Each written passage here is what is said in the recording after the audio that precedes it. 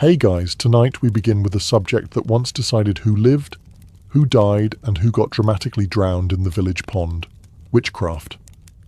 So before you get comfortable, take a moment to like the video and subscribe, but only if you genuinely enjoy what I do here. And let me know in the comments where you're tuning in from and what time it is for you. It's always fascinating to see who's joining us from around the world. Now dim the lights, maybe turn on a fan for that soft background hum, and let's ease into tonight's journey together. In today's world, owning a cat means you either love animals, have an allergy to commitment, or simply enjoy being judged silently while you eat snacks. But in the Middle Ages, your cat wasn't a quirky companion. It was hard evidence that you were in league with the devil, and it didn't even have to be black. Sure, black cats got the worst PR. They were considered Satan's preferred color scheme, but any cat was suspect. Cats, you see, were thought to be familiars, magical animal assistants gifted to witches by dark forces. Their main purpose? Spying on you, delivering your spells, and licking the blood of your enemies off their paws.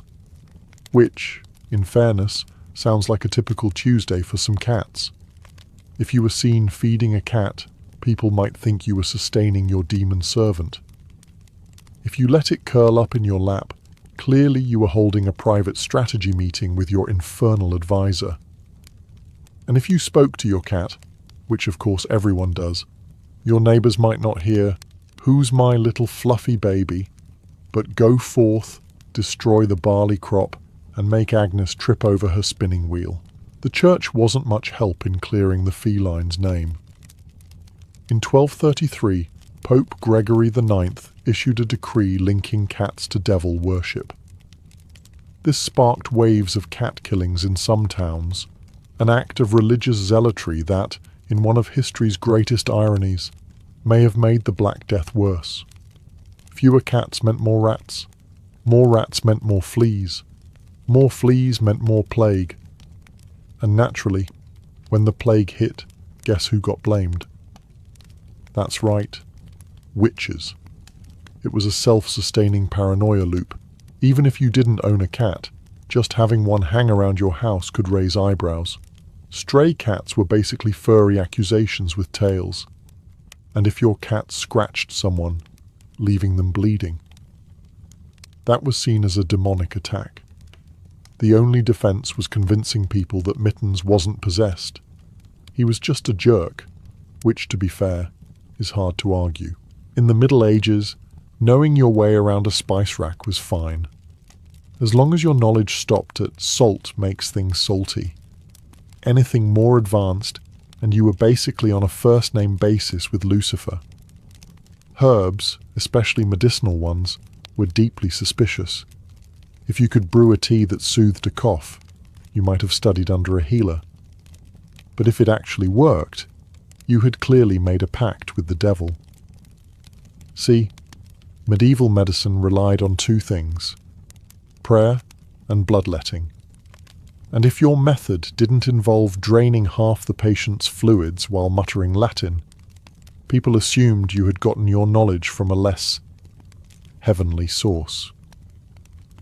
The problem was that many women, especially midwives and older village healers, knew how to use plants for practical remedies. They could make salves for wounds, tinctures for fevers, and poultices for infections. To the average villager, this was impressive. To the local priest, this was suspiciously effective magic. It didn't help that some herbs had dual purposes. Chamomile could soothe an upset stomach, but also help someone sleep. Valerian could calm nerves, but also make people a little too calm if you used enough of it. And heaven forbid you knew about mandrake root, a plant so steeped in myth that digging it up was said to cause screaming that could kill you.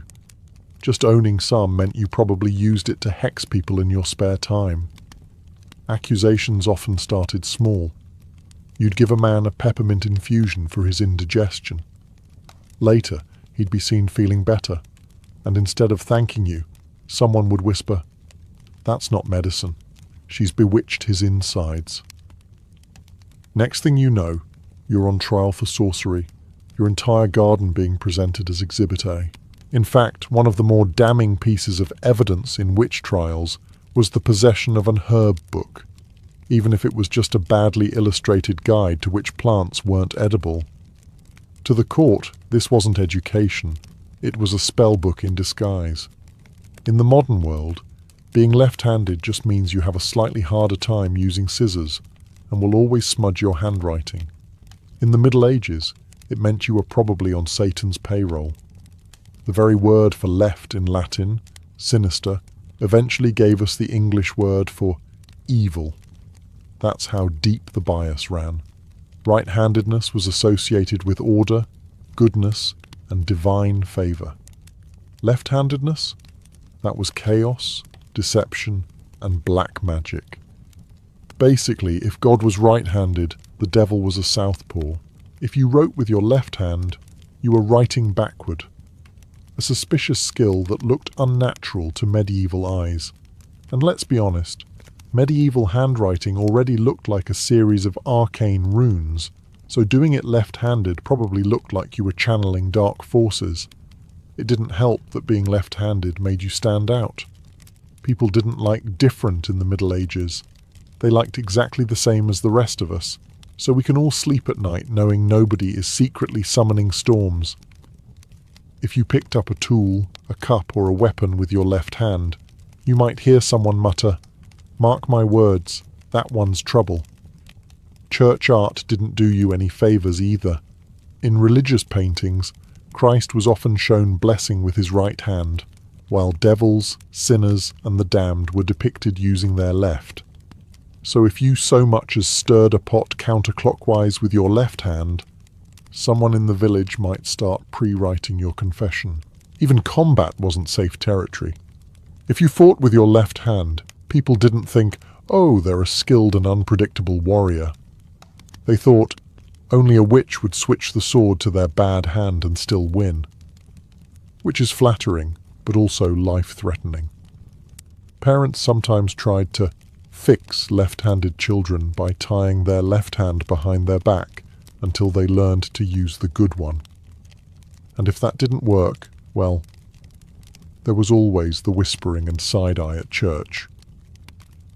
Today, talking to yourself just means you're either working through a problem, practicing a conversation, or realizing too late that people can hear you through your earbuds. In the Middle Ages, it meant you were casting a spell, probably on the person who overheard you. Self-talk in a medieval village wasn't a harmless habit.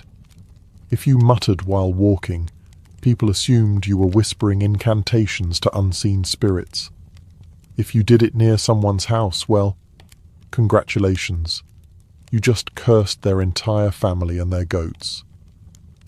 It didn't help that life back then was really quiet. No traffic noise, no TVs, no podcasts to mask your mumbling. If you whispered to yourself while feeding chickens, someone across the lane could hear every syllable and probably mishear it. "Please lay eggs" became "release the plague." Superstition thrived on coincidence. Say you're walking home, muttering about how you wish the wind would stop rattling your shutters. That night, the wind dies down. The next morning, you wake up to a knock on your door. It's the local priest, here to ask why you're controlling the weather without permission. Even prayer could backfire. Whispering a personal prayer outside of church? Dangerous.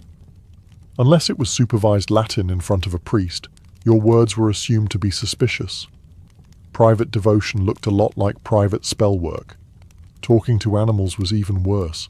Sure, you might just be telling your cow she's a good girl, but to the average medieval gossip, you were commanding your demonic familiar to do your bidding. And cats? Don't even get me started. You could be discussing dinner plans and someone would insist you were instructing your feline to hex the miller's wife. People didn't need much to confirm their suspicions.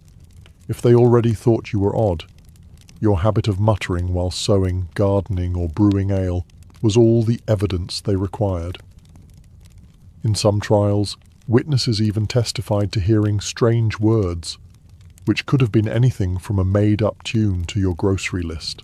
In the Middle Ages, your social life was less about personality and more about avoiding the executioner's list. Too many friends? You were obviously bewitching people into liking you. Too few friends? You were obviously cursing anyone who came near you. It was a flawless system, if the goal was to make everyone paranoid. If you were unusually popular, people assumed it wasn't because you were charming, funny, or had the good bread recipe. No, you were enchanting people. Literally. How else could you explain half the village showing up to help you thatch your roof when they wouldn't even help their own cousins? Clearly, you'd been brewing love potions and sprinkling them into the communal ale. On the other hand, if you preferred to keep to yourself, the suspicion meter cranked up just as fast. Living quietly, avoiding gossip, and tending your own business. That was practically a written confession. Solitary people made perfect scapegoats for misfortunes. When the mill broke, the sheep got sick, or the baker's wife tripped over a chicken, someone would say, "Well, you know who never comes to festivals." Festivals were especially dangerous. If you danced too well, you were tempting men with your wicked moves. If you didn't dance at all, you were silently cursing the dancers. If you left early, you were sneaking home to perform rituals under the moonlight. And if you stayed until the end, you were gathering gossip for your next hex. Even family ties couldn't save you. If your relatives were popular, people might say you were leeching off their good reputation through magic. If your relatives were disliked, well, witchcraft clearly ran in the bloodline. The worst part was, you couldn't really change how you were perceived. Trying to even things out only made you look more suspicious. Go from shy to social?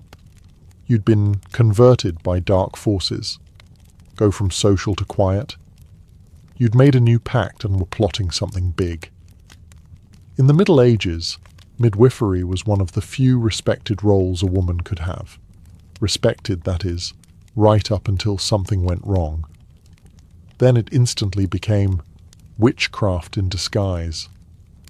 A midwife's job was to deliver babies, and given medieval survival rates, this was about as safe and predictable as juggling lit torches while blindfolded. If the baby and mother survived, clearly you'd called on dark powers to grant them life. If the baby didn't survive, clearly you'd sacrificed it to those same dark powers. It was a win-win for the accusers. The paranoia ran deep. Birth was dangerous in the Middle Ages, and no one understood biology well enough to separate bad luck from intentional malice.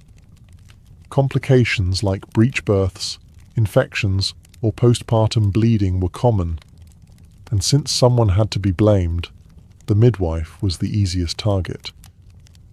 It didn't help that midwives knew about herbs and remedies to ease pain or speed labour. These were often the same herbs used in other suspicious activities, so a birthing tonic looked a lot like a witch's brew. And heaven forbid you used anything unusual, like chanting, gentle massage, or, worst of all, boiled water. Such extravagance was proof you were doing something unnatural. Midwives also saw a lot of, well, everything. They knew private details about families, including who had been pregnant, who mysteriously wasn't anymore, and which child bore a suspicious resemblance to the blacksmith instead of the husband. This kind of knowledge made people nervous. In a society where gossip travelled faster than disease, she knows too much could quickly turn into she knows too much because she talks to demons. Sometimes the accusation didn't even start with the family involved. A jealous rival, a spurned suitor, or a cranky neighbour could accuse a midwife of witchcraft simply to ruin her livelihood.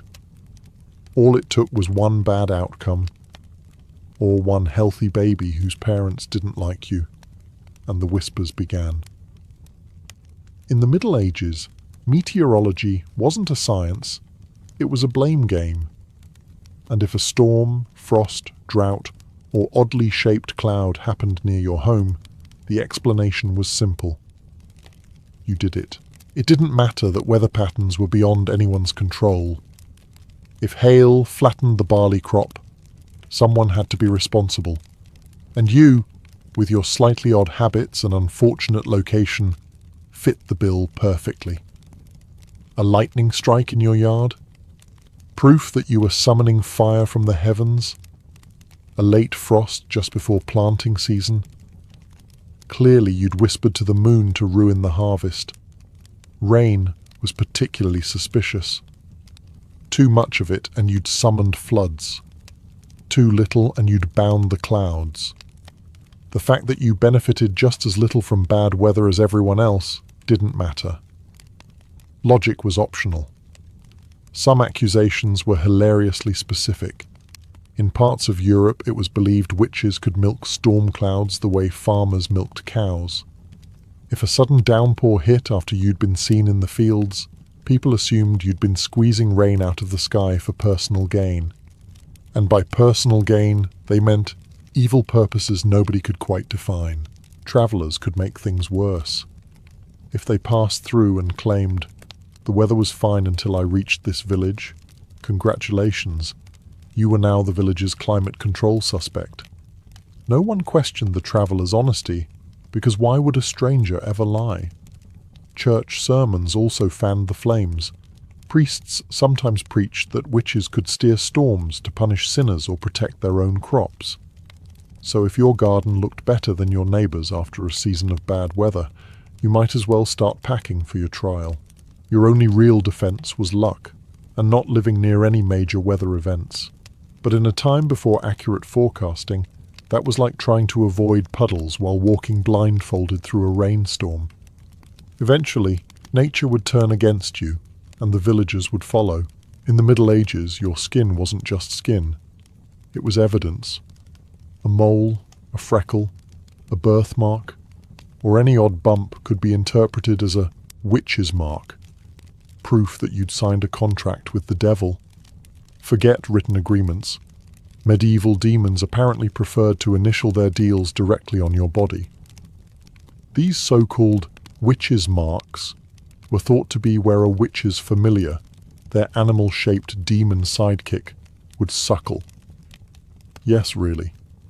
If you had a mole near your arm or neck, the story went that you were feeding your demonic pet like some sort of infernal cat cafe. Birthmarks, especially unusual ones, were equally dangerous. A strawberry-shaped mark?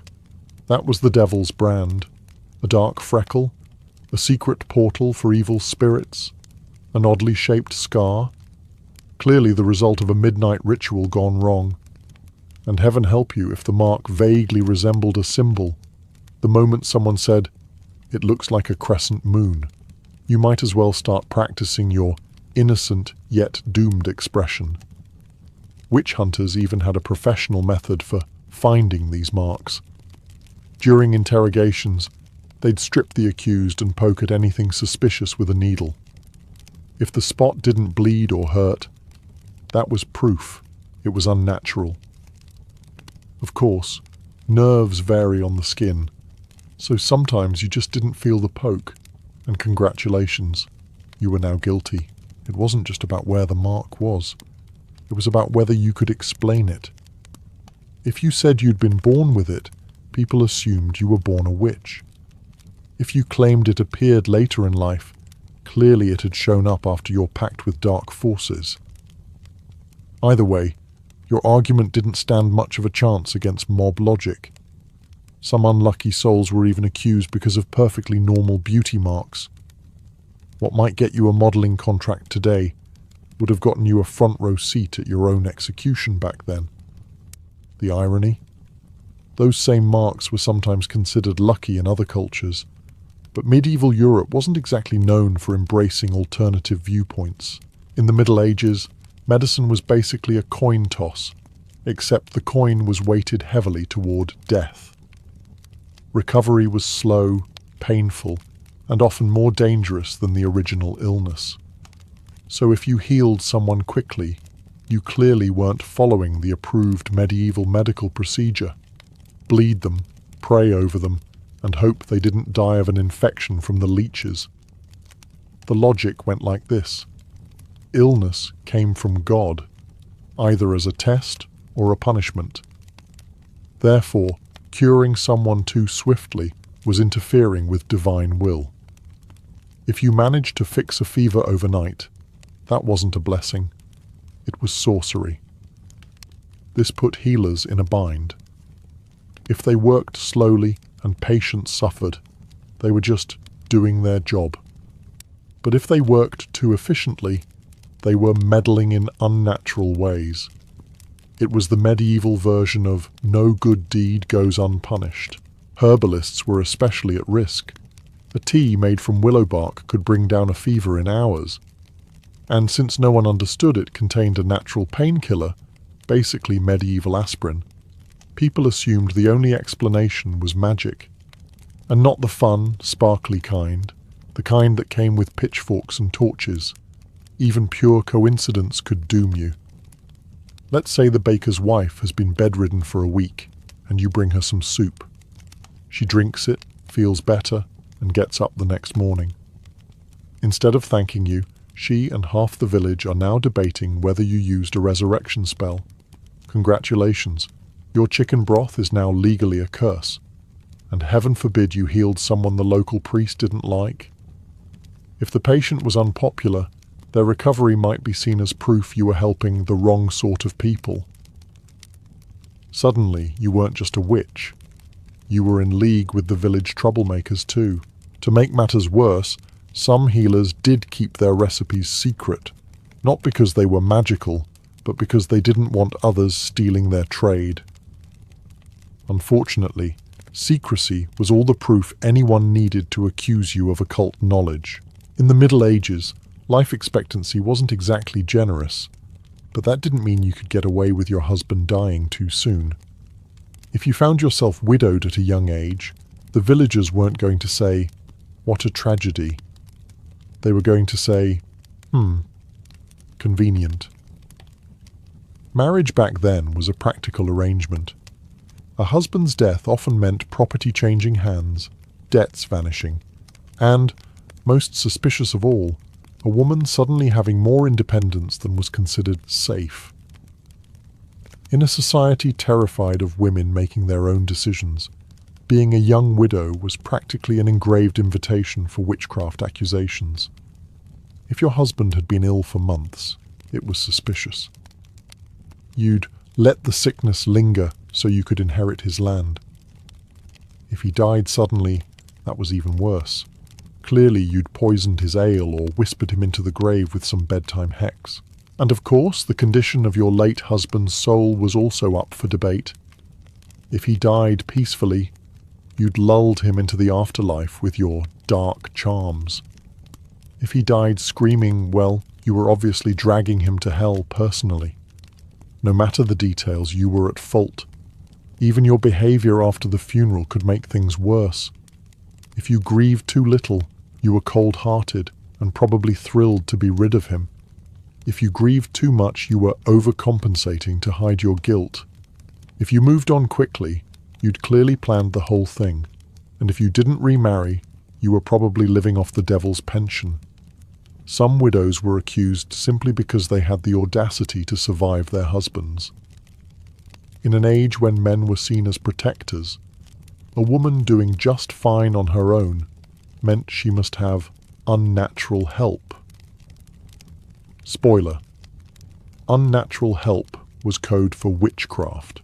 Of course, widowed men didn't face this same scrutiny. If a man remarried 3 weeks after his wife's funeral, people said, well, he needs someone to cook for him. If a woman remarried quickly, she was labeled a black widow, sometimes literally. In the Middle Ages, unusual was a very low bar. Something as simple as a strange-looking spoon, a shiny rock, or a book you couldn't read could land you in front of the local magistrate, explaining why you weren't in league with the devil. The rule of thumb was simple. If people didn't recognize it, it was dangerous. And since most villagers' experience with technology stopped at the plough, that covered quite a lot. A compass? Witchcraft? A magnifying glass? Sorcery? A seashell? Even if you lived hundreds of miles from the coast? Obviously a cursed object from a mermaid you'd bribed with your soul. Jewelry was especially risky. If you wore a ring with an unfamiliar design, people assumed it was a talisman that let you summon storms or read minds. And heaven help you if it was engraved in a language no one recognized, even if it was just bad Latin from the local blacksmith who thought he was clever. Books were even worse. Since literacy rates were abysmal, the average person saw writing as a suspicious art form, like drawing symbols for demons to interpret. An herbal guide could be mistaken for a spell book, and a family recipe written down might be seen as a dangerous grimoire for summoning delicious yet evil pies. Sometimes the unusual object was just something foreign. Trade goods from other regions could be exotic and beautiful, but they also screamed, "I've been somewhere strange and picked up otherworldly knowledge." A carved figurine from a distant market might be seen as a protective charm, not for you, but for the demonic forces you were allegedly working with. Of course, there was also the problem of forgetting you even owned the thing. Many witch trials included an accused person being shocked when an inquisitor pulled something from their home and declared it evidence. An odd-shaped rock, a dried plant, or a bottle of oil. You might think, that's just something my aunt left me. But to the court, it was practically Exhibit A in the case of you versus the eternal flames of damnation. In the Middle Ages, timing wasn't just important for comedy. It was the difference between being a harmless villager and being the devil's jester. Laugh at the wrong moment, and you might as well start gathering kindling for your own execution. If you laughed during a church service, that was practically a signed confession. The devil, they said, was whispering jokes in your ear to distract the faithful. Never mind that the priest had just mispronounced something in Latin so badly it sounded like he was blessing a goat. Your smirk was now solid evidence of demonic possession. Funerals were another minefield. People expected solemn grief, but if you happened to smile or chuckle, maybe because a pallbearer tripped, or because you remembered something funny the deceased once said, the village gossip chain instantly shifted into overdrive. "She's not sad," they'd say. "She's pleased, because she caused it." Even harmless moments could turn dangerous. Imagine the miller is telling a boring story about his grain shipments, and you zone out, thinking about something else entirely. You suddenly laugh at your private thought, and now everyone assumes you're sharing an inside joke with your invisible demonic familiar. Sometimes the suspicion wasn't even about what you laughed at, but when you didn't laugh. If the lord of the manor told a joke and you didn't force out a chuckle, people wondered if you were silently cursing him. So either you laughed too much, too little, or in the wrong tone, all of which could apparently be classified as witchcraft. And heaven forbid your laugh itself sounded strange. A loud cackle, a snort, or an unusually high-pitched giggle was an open invitation for accusations. Villagers believed witches had unnatural laughter. Never mind that the local ale could make anyone sound like a lunatic after a few mugs. The irony? In a time when life was short, brutal, and full of plague, laughter should have been considered a rare blessing. Instead, it was treated like contraband, something you had to ration out carefully, lest it be used as evidence in your trial. In the Middle Ages, living alone wasn't seen as peaceful solitude. It was suspicious isolation. If you weren't part of a household, you clearly had something to hide. And according to popular opinion, that something was probably a cauldron and a pact with Satan. For starters, people didn't really choose to live alone back then. Extended families crammed into cottages, apprentices bunked with masters, and widows usually moved in with relatives. Privacy was basically a luxury no one asked for, except, apparently, witches. So, if you were the one person who preferred your own company, you weren't just independent. You were planning dark rituals without witnesses. Your living situation became even more suspicious if your home was on the edge of the village or in the woods. That wasn't a quiet spot with a nice view. That was a secret lair where you consort with forest spirits and possibly eat children. Never mind that the main reason you lived there was probably because rent was cheaper and the neighbors didn't steal your firewood. And let's be honest, isolation had some practical appeal. You didn't have to deal with gossip, unwanted guests, or someone borrowing your only good cooking pot. But in medieval logic, wanting to avoid other people wasn't a sign of introversion. It was a sign you were plotting the downfall of Christendom, one cursed loaf of bread at a time. Even your daily habits would be scrutinized.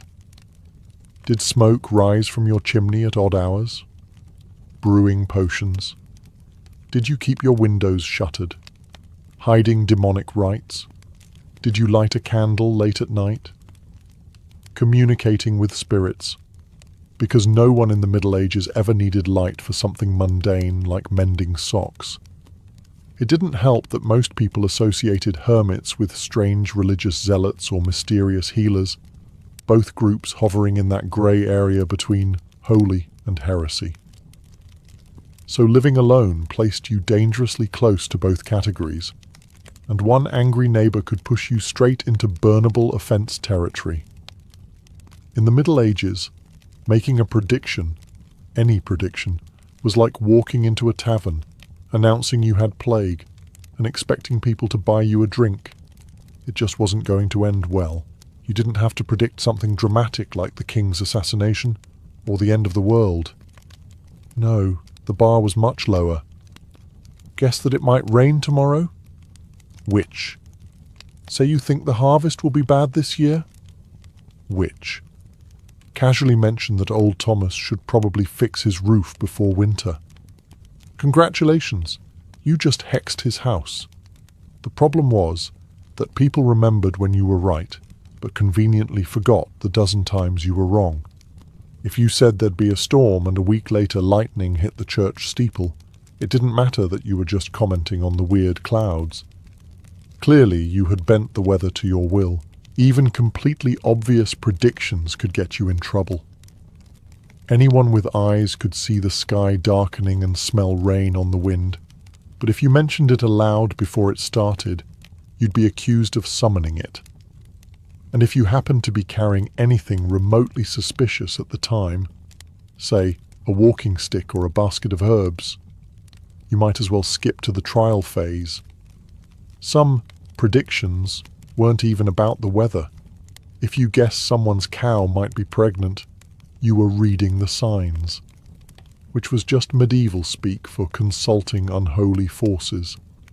And if the cow later gave birth to a calf with any odd markings, people would swear you'd cursed it for your own dark amusement. The irony was that certain respected professions had to predict things. Shepherds, farmers, and sailors all made educated guesses about the seasons, the tides, and the winds. But if you weren't in one of those jobs and you displayed even a hint of foresight, you were a threat to the natural and church-approved order. Worst of all, predicting anything good could be just as dangerous as predicting disaster. If you said, "The baby will be a boy," and it was, people would ask how you knew. And in the absence of biology textbooks, the answer was obvious: magic. In the Middle Ages, growing old wasn't automatically respected.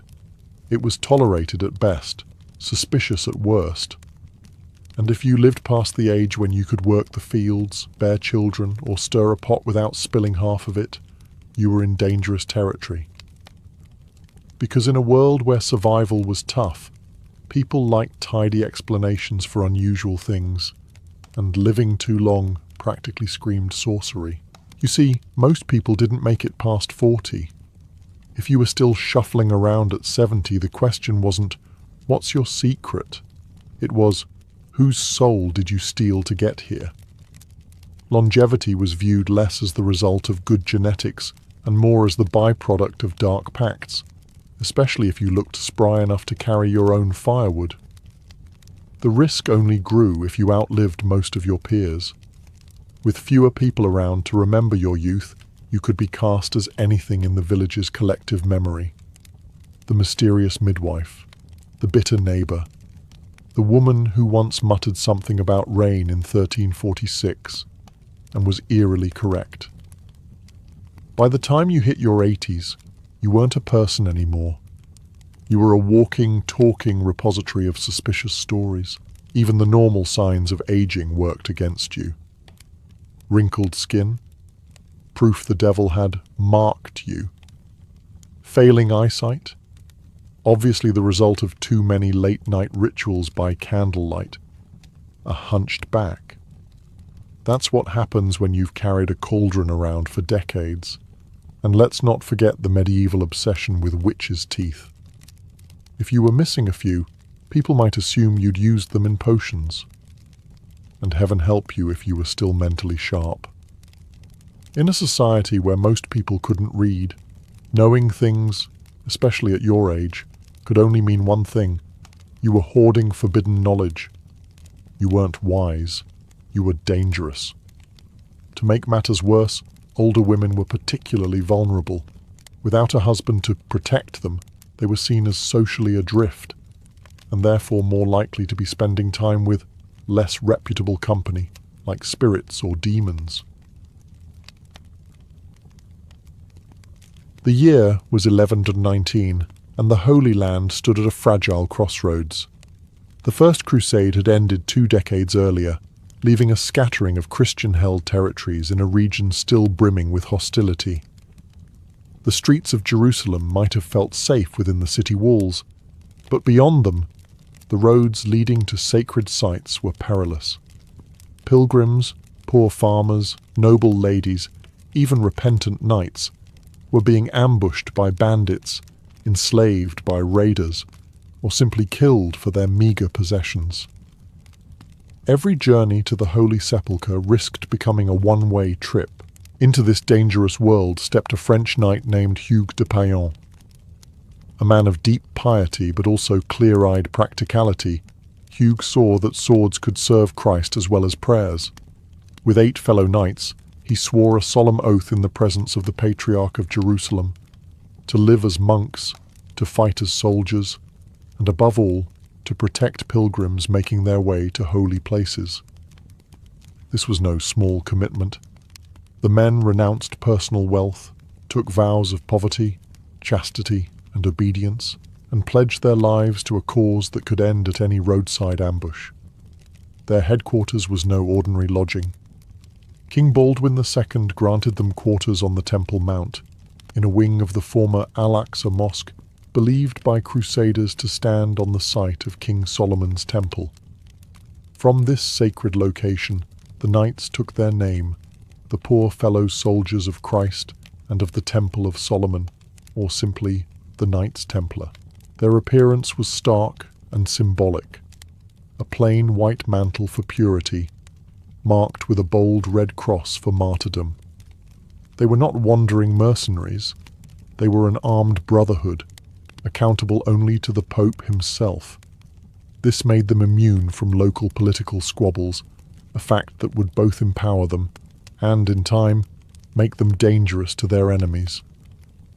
In their early years, the Templars were few in number and modest in resources, relying on donations from nobles in Europe who saw them as the Church's sword arm in the East. But word of their courage began to spread. Pilgrims spoke of white-cloaked knights riding fearlessly into danger, cutting through ambushes like avenging angels. In an age when faith and war were inseparable, the Templars embodied both. Holy men who carried Bibles in their hearts and steel in their hands. It was the beginning of an order that would grow far beyond its humble origins, building a legacy of castles, wealth, and mystery that would haunt history for centuries. Long before swords were drawn in the Holy Land, another group had already planted its roots in Jerusalem, not as warriors, but as caregivers. The Order of the Knights of the Hospital of St. John of Jerusalem, later known simply as the Hospitallers, began in the 11th century as a humble brotherhood, tending to sick and weary pilgrims. In a city sacred to three faiths, they offered medicine, food, and shelter without asking questions about a traveller's birthplace or past sins. But after the First Crusade in 1099, the world around them changed. The streets filled not only with pilgrims, but with soldiers, merchants, and spies. The air itself seemed thick with tension. The Hospitallers realized that compassion alone would not shield their patients from raiders or war. Under the leadership of Blessed Gerard, and later his successor Raymond Dupuy, the order transformed from a purely charitable mission into a militarized brotherhood. The black cloak they had worn as healers gained a new emblem, a white, 8-pointed cross, symbolizing the virtues they vowed to uphold: faith, humility, mercy, and justice among them. Their role expanded dramatically. No longer confined to hospital wards, the Hospitallers built and manned formidable castles across the Crusader states. Fortresses like Crac de Chevalier in Syria, whose walls would come to be feared by Muslim armies and admired by fellow Crusaders. Within these walls, their dual identity thrived. In one hall, they cared for the sick and wounded. In another, they trained with sword and shield, preparing for the next call to arms. Unlike the Templars, whose reputation rested heavily on elite battlefield prowess, the Hospitallers cultivated a balance between war and charity. A Hospitaller knight might spend one day defending a fortress tower from a siege and the next changing bandages in a hospital ward. This blend of martial skill and compassion won them widespread respect among both allies and, grudgingly, enemies. Papal recognition in 1113 cemented their independence, placing them under the direct authority of the Pope, free from local rulers' control. This autonomy allowed the Hospitallers to grow wealthy and powerful through donations of land and treasure from across Europe. Every noble who sought spiritual redemption found the Hospitallers a worthy cause to support. By the mid-12th century, the order had become a cornerstone of Crusader defense and logistics. They were not simply soldiers or medics. They were the lifeline of the Crusader states, standing watch over both the living and the dying, in a land where the two were often only a sword's length apart. While the Templars and Hospitallers were already well established in the Holy Land, the Order of Brothers of the German House of St. Mary in Jerusalem, better known as the Teutonic Knights, was born from a more specific need: to serve German-speaking pilgrims and crusaders. The year was 1190, and the Third Crusade was raging. Outside the besieged city of Acre, the conditions were grim. Disease, heat, and wounds claimed more lives than swords.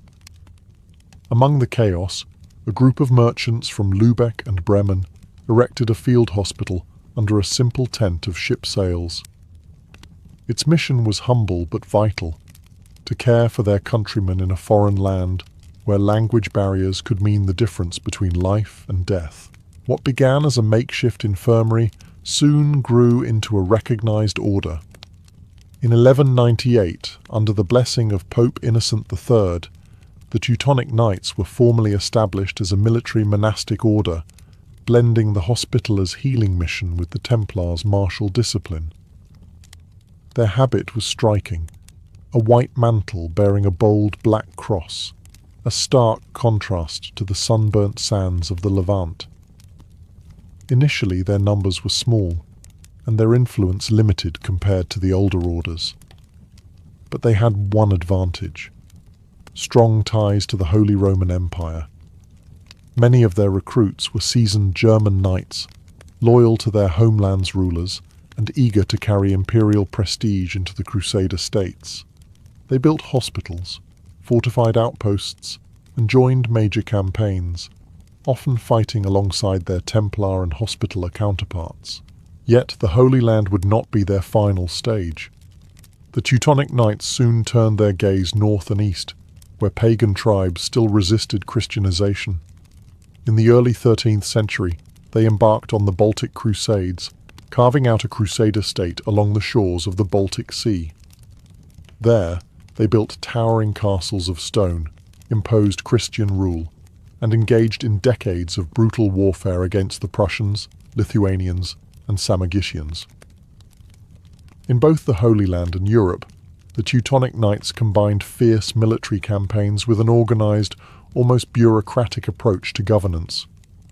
They were not just warriors, they were colonizers, administrators, and master builders. Their order's rigid discipline, German efficiency, and unyielding faith made them a formidable force, admired by allies, feared by foes. Though their origins lay in a small hospital tent outside Acre, the Teutonic Knights would grow into one of the most powerful and enduring military orders of the medieval world, leaving a legacy of stone fortresses and contested frontiers. Though the Templars, Hospitallers, and Teutonic Knights differed in origins and missions, they were bound together by a common foundation, the monastic rule that shaped their lives. Joining one of these orders meant more than picking up a sword. It was a total surrender of personal freedom to a life of obedience, discipline, and faith. A recruit, often a knight of noble birth, would renounce all personal wealth upon admission. Lands, titles, and income were handed over to the order, leaving him with nothing but the clothes on his back and the weapons issued to him. In exchange, he received the habit of the order. For Templars, the white mantle with its red cross. For Hospitallers, the black cloak with a white cross. For Teutonic Knights, the white with black. These garments were not simply uniforms. They were symbols of vows taken before God. Life within the order followed a strict rhythm. Days began and ended with prayer, often in the chill of a candlelit chapel. Meals were eaten in silence while scripture was read aloud, a reminder that the knight's body was fed for one reason only, to serve God in battle or charity. Luxuries were forbidden, no hunting for sport, no decorative armor, no brightly colored clothing. Horses were shared between knights, and personal servants were strictly limited. Even letters from home could be inspected by superiors to prevent distraction from the mission. Above all, knights were expected to live by the 3 monastic vows: poverty, owning nothing for themselves; chastity, forgoing marriage and family; and obedience, carrying out orders without hesitation. But to these vows, the military orders added another: the defense of Christendom, even to the point of martyrdom. A knight was to stand his ground against the enemy, never fleeing unless ordered, and to protect pilgrims, widows, and orphans from harm. Breaking these rules could mean harsh penance, fasting, public humiliation, or even expulsion from the order. Yet the discipline forged by this code created some of the most feared and respected warriors of the medieval world. Their enemies might see them as fanatics, but to fellow Christians, they were holy champions, steel-clad monks who served not for gold or glory, but for the salvation of souls. It was this strict code that allowed small groups of knights to hold fortresses against armies many times their size, to march into hopeless battles without fear, and to inspire awe across Europe and the Middle East. The code was their strength, and in some ways, the seed of their eventual downfall. The Crusader orders did not simply patrol roads or guard gates. They reshaped the very landscape of the medieval Near East. Castles were their lifeblood, both symbols of power and anchors of survival in a hostile land. For the Templars, Hospitallers, and Teutonic Knights, these fortresses were more than military bases. They were centers of administration, supply depots, and rallying points for Christian defense. One of the most legendary was Crac des Chevaliers, a Hospitaller stronghold in modern-day Syria. Perched high on a hill, it looked almost like a city unto itself. Massive concentric walls, deep moats, and towers that could rain death on any approaching army. It could house thousands, store years' worth of supplies, and withstand siege engines for months. Even the great Muslim leader Saladin avoided a direct assault, knowing it would drain his forces. The Templars had their own chain of fortresses, each strategically placed to guard key routes.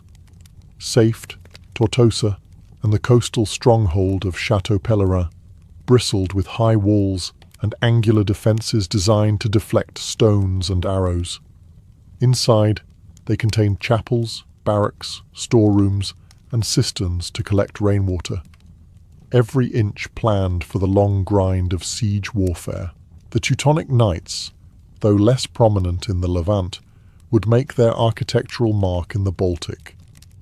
Their castles in Prussia and Livonia were not just fortresses, but symbols of colonization, built in stark brick and stone, dominating the surrounding countryside. Structures like Marienburg Castle in modern Poland became administrative capitals, housing not only soldiers, but also officials, scribes, and treasuries. These castles were rarely built for beauty, yet their imposing presence inspired awe and dread alike. Walls could be 10 meters thick, gates reinforced with iron, and towers positioned to allow crossfire on attackers. Inside, the layout reflected the dual life of the orders. Chapels for prayer stood beside armories stacked with weapons, kitchens and refectories supported daily life, while underground storerooms held enough grain and salted meat to last through years of isolation. Maintaining these fortresses was a monumental task. Supplies had to be shipped from Europe, skilled masons and engineers employed, and garrisons kept ready for sudden attacks. But in a world where alliances shifted quickly and borders were drawn in blood, the castles of the Crusader orders were unyielding anchors, visible proof that faith, steel, and stone could hold back the tide of enemies. Though the Crusader orders were born in vows of poverty, their influence soon made them some of the wealthiest institutions in medieval Christendom. From castles in the Holy Land to estates in France, England, and Germany, the Templars, Hospitallers, and Teutonic Knights controlled vast networks of land, farms, mills, and ports. These holdings were gifts from kings, nobles, and merchants who believed that donating to the orders would secure divine favor, and perhaps a few earthly advantages. The Templars, in particular, mastered a skill that would change European finance: banking. Pilgrims traveling to the Holy Land faced a dangerous problem. Carrying large sums of coin made them prime targets for thieves. The Templars solved this with a system of letters of credit. A pilgrim could deposit funds at a Templar preceptory in Europe, receive a written note, and then withdraw the equivalent in the East. This not only kept the pilgrim safe, but also allowed the Templars to transfer and invest funds on a massive scale. Soon, kings themselves began using Templar treasuries. The order became bankers to monarchs, financing wars, managing royal revenues, and safeguarding national treasures. Their network of fortresses doubled as secure vaults, each garrison a heavily armed branch office. The Hospitallers, though less involved in banking, accumulated their own immense resources through rents, agricultural production, and the spoils of war. Their estates in Europe funded hospitals, castles, and fleets, ensuring their military and charitable work never lacked supplies. The Teutonic Knights, operating in the Baltic, built a self-sustaining economy from conquered lands, levying taxes, monopolizing trade routes, and exploiting resources like amber, a luxury commodity in medieval Europe. Wealth brought undeniable advantages: better armor, stronger castles, and the ability to hire skilled mercenaries when manpower ran short. But it also drew suspicion. In an age when the Church preached humility, the sight of warrior monks dining well, wearing fine cloaks, or holding sway over kings could provoke envy and fear. Still, for centuries, their riches underpinned their military and political dominance. These were not isolated bands of sword-wielding zealots. They were global organizations, with logistical networks stretching from London to Acre, from Lubeck to Cyprus. Their coin could buy ships, armies, and influence, making them as much a force in medieval politics as on the battlefield. In the Crusader era, gold and faith marched hand in hand, and the military orders knew better than anyone how to wield both. The military orders were forged in the crucible of war, and their reputations were sealed on blood-soaked battlefields. From the Levant to the Baltic, the Templars, Hospitallers, and Teutonic Knights fought in some of the most desperate campaigns of the medieval world, often as the shock troops who could turn the tide, or as the last to stand when all hope was gone. One of the Templars' most famous moments came at the Battle of Montgisard in 1177. King Baldwin IV of Jerusalem, stricken with leprosy, led a vastly outnumbered force against Saladin's army. The Templars charged with ruthless precision, shattering the Muslim vanguard and throwing Saladin's ranks into chaos. The victory was a stunning display of discipline over numbers, cementing the Templars' legend as fearless warriors. The Hospitallers earned their own immortal glory during the Siege of Rhodes in 1480, centuries after the loss of the Holy Land. Facing a massive Ottoman fleet and tens of thousands of soldiers, the Hospitallers held out for weeks, their walls battered but unbroken. Every breach was met with sword and shield, and their blend of medical care and martial ferocity kept the defenders fighting even as casualties mounted. The Teutonic Knights, meanwhile, shifted the theatre of war northward. Their defining moment came at the Battle of Grunwald in 1410, when they faced a combined Polish-Lithuanian force. The clash was one of the largest in medieval Europe, and for the Teutonic Order, it ended in disaster. Their Grand Master fell, thousands of knights lay dead, and their power in the Baltic began to wane. Yet even in defeat, their disciplined formations and heavy cavalry charges were remembered as models of medieval warfare. The orders also played crucial roles in less famous but equally vital campaigns, defending supply lines in the Holy Land, escorting pilgrims through enemy territory, and launching raids deep into hostile lands to disrupt enemy logistics. Their mobility, training, and iron discipline allowed them to fight both in open-field battles and in grueling sieges, adapting to terrain and circumstance. In victory, they were hailed as God's champions. In defeat, they were martyred in the eyes of their supporters. Their banners, whether bearing the red cross, the white eight-pointed cross, or the black cross, became rallying points on battlefields from Jerusalem to Prussia. These campaigns, both glorious and tragic, carved the orders into the stone of history, not just as monks or warriors, but as symbols of an era when faith and war marched as one.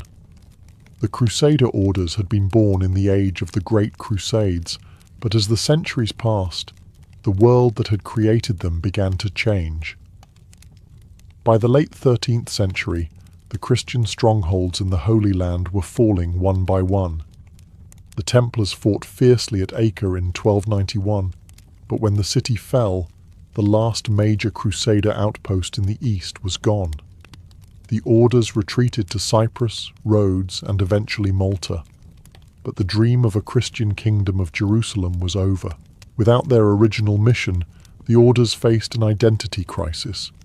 They still possessed immense wealth, vast lands in Europe, and powerful armies, but no longer fought for the same unifying cause that had made them indispensable.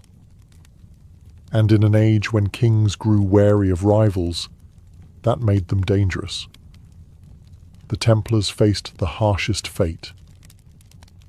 In 1307, King Philip IV of France, deeply in debt to the order, moved against them with ruthless efficiency.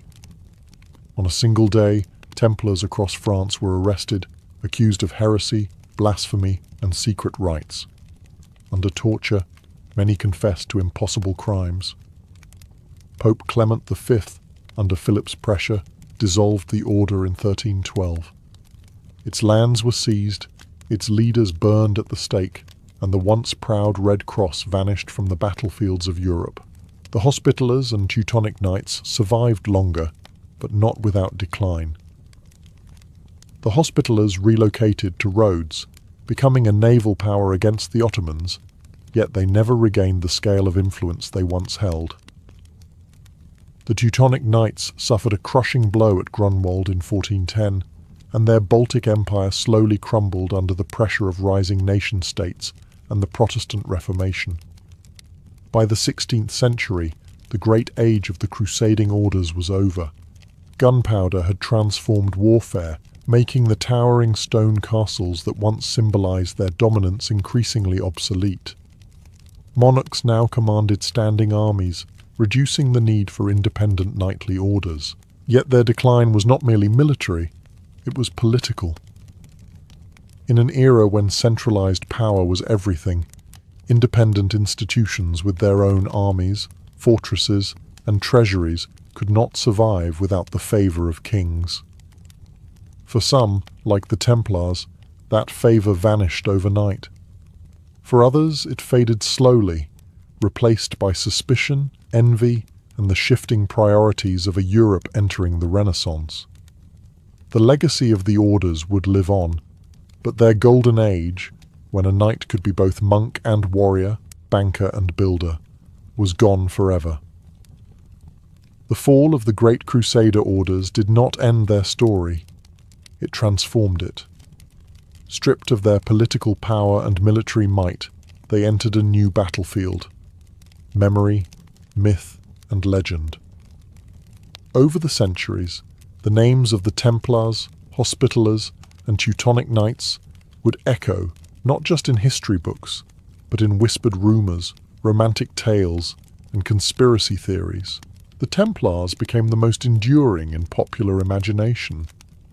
Their sudden destruction in 1312, their wealth disappearing into shadow, and the haunting execution of Grand Master Jacques de Molay, who, according to legend, cursed King Philip and the Pope as he burned, created fertile ground for speculation.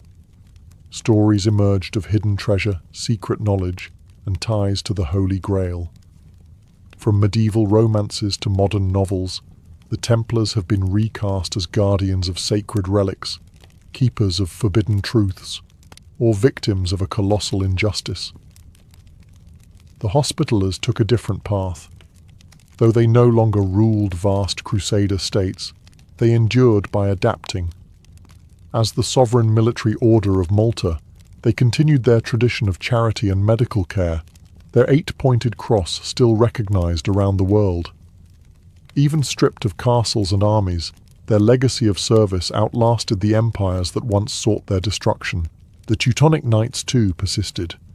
Though their Baltic Empire dissolved, the order survived as a religious and charitable institution.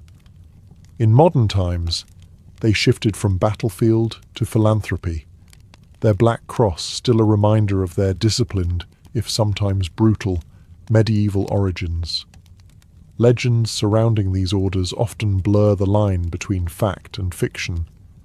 Chroniclers exaggerated their deeds, enemies slandered them, and poets wove them into tales of romance and betrayal.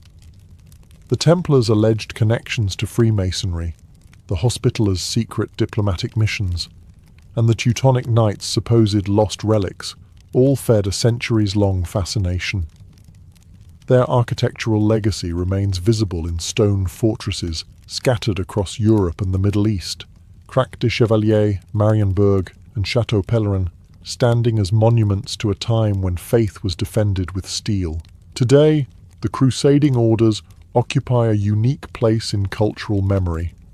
They are part history, part myth, symbols of both the piety and brutality of the medieval world. Whether seen as holy warriors, ruthless conquerors, or mysterious guardians of ancient secrets, they continue to capture imaginations, proof that, though their banners no longer fly in battle, the Crusader orders have never truly left the stage of history. The story of coffee in the Ottoman Empire begins not in Istanbul, but far to the south, in the rugged mountains of Yemen.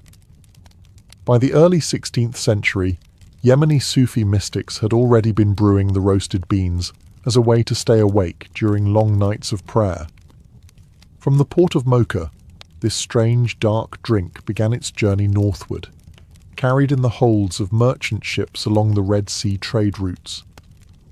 When coffee first reached the imperial capital, it was unlike anything the Ottomans had tasted before. Tea was not yet common, and wine was forbidden by Islamic law, so this bitter, aromatic brew occupied a unique space. It was neither intoxicating nor bland.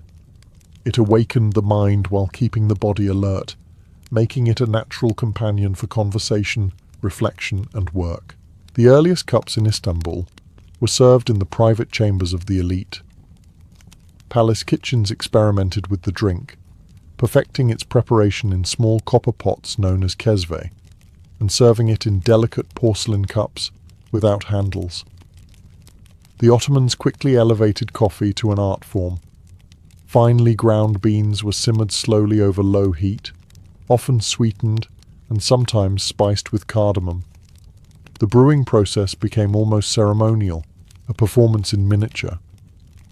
Coffee's arrival coincided with a period of intense cultural flourishing in the Ottoman capital.